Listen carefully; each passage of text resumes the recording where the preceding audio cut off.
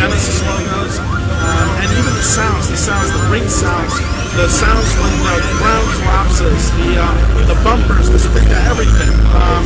So we brought Jun Sonoe, who actually has been doing a lot of the Sonic stuff, and did it actually back in the day as well. And he scored this for us, and it is absolutely fantastic. It really feels like not only a visual gameplay evolution for the Genesis, but it almost feels like a musical evolution as well. Like if I was playing the Genesis today, this is what it would sound like, and that's the feeling. So the gameplay itself, there's been some kind of contentious debate amongst internet forums about the inclusion of essentially the Sonic Adventure Dash. The homing attack. Yeah, the homing attack. Can you talk a little bit about the decision to include that? Absolutely. So every Sonic, well, not every Sonic game, but most Sonic games, what you want to do is you want to feel like the story is evolving, right? And the gameplay is evolving. You don't want to just, if it's going to be the same thing, you just release that as DLC these days. So when we went to Sonic 2, the game got longer. We added Tails, but we also added the spin dash, where Sonic would crouch, charge, and go. And that became a staple for Sonic in 2D. And actually, when most people replayed 1, you almost felt naked that you didn't have it, even though you had played that game happy as a clam without it. Once you were used to it, you were like, man, I need it in the first one. Like, it just doesn't feel right. So for the third one, we included all these different shields that you could get. So there's always been a progression of a gameplay element to it. So when we went to Sonic 4, we decided the homing attack could add a real differentiation and tempo to the game. There was a lot of controversy, absolutely. A lot of people were like, oh, you can't do it. That's for the 3D games. You're totally bastardizing the 2D version of this. And what's funny is we played it, and we were like, you know what? This execution works. And that has been confirmed here at E3. When people have played it, they're always using the homing attack. Like, nobody has come up to us and said, oh, I never used the homing attack. I refuse to do it. Everyone's like, wow, it really changes the tempo, and I like it. And so, knowing that feedback that we've gotten back these last 2 days, we knew we were on the right track. And presumably, if someone was masochistic enough, they could play the entire game without using it. The game is designed for you to play it without it. So if you do not want it, you certainly don't have to play with it. But it just adds a differentiating factor to it. All right. You guys got questions? Most of it. So release dates.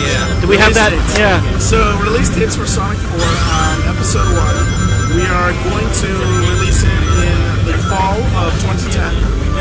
Big reason for that is we were originally going to release it in the summer, but we decided to incorporate a lot of that feedback and extend the development process.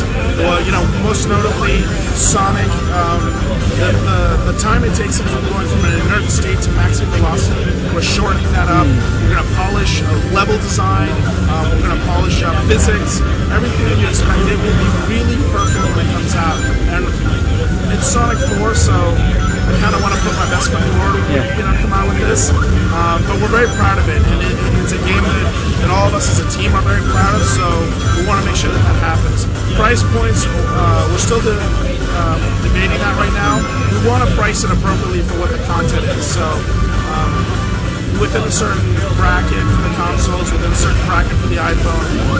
The goal, of course, isn't to come out and say, oh, it's Sonic 4, so it's $30. No.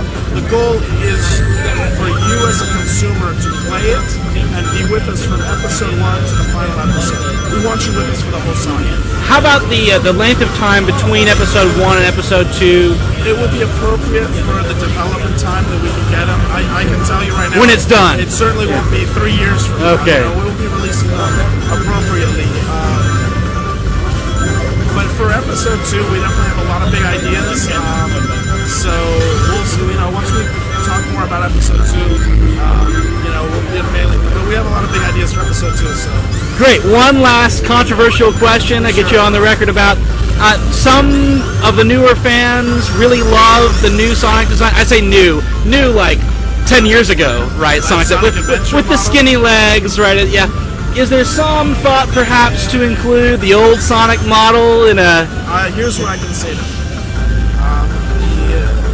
The new Sonic model, as this is a new adventure in a new game, will be the Sonic model for Sonic 4. Evolution, we actually used a different model for him when we did Sonic 3 and Sonic and Knuckles. Right. So, you know, the model has always been evolving. This is the natural evolution. To that end, however, we do know there's a lot of fans out there that like the more rotund Sonic. And we can just let you know that we have heard your concerns as fans. We have heard that that's what you want, or you want that as an option. That's all I can say. We've heard you, and that's kind of all I can say about that. I appreciate your time so much. Thank you. I appreciate you guys. Thanks for everyone for watching.